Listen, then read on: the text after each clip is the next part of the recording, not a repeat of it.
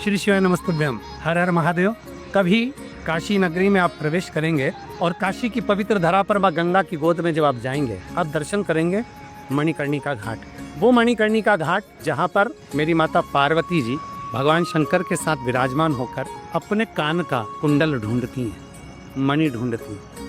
कभी विचार किया आपने कि पार्वती जी के कानों में जो कुंडल था उसमें ऐसी कौन सी मणि थी जो माता पार्वती जी को खोजने में बहुत समय लग गया? शंकर भगवान बाजू में बैठे हैं, पास में बैठे हैं, पर माँ उस मणि को खोजने में लगी हैं। क्या आपको मालूम है कि एक लौकिक लीला, संसार की लीला माता पार्वती क्यों कर रही हैं, क्यों मणि ढूंढ रही हैं? हम और आप शिव महापुराण की कथा श्रवण करते हैं, पुराण पढ़ते हैं। कभी आपने स्मरण किया कि मणिकर्णिका के घाट पर ऐसा कौन सा कुंडल था, ऐसी कौन सी मणि थी जो माता को ढूंढने में कई समय लग गए, कई वर्ष लग गए और माँ उसको ढूंढती रह गई? केवल एक मणि जो माता पार्वती जी ढूंढ रही थी। माता पार्वती जी क्यों ढूंढ रही थी? क्योंकि वो मणि साधारण नहीं थी, वो मणि थी संसार की शांति की, स्नेह की, प्रेम की। जब वो मणि खो जाती है, देवाधिदेव महादेव पूछते हैं पार्वती, आखिर इस मणि में ऐसा क्या था, इस कुंडल में ऐसा क्या था जिसको खोजने में तो सालों लगा देती है? इतनी प्रियता क्या थी? माता पार्वती जी कहती हैं, जिस मणि को मैं ढूंढ रही हूँ वो संसार में एक पति पत्नी के विश्वास की है। मणि को ढूंढ रही हूँ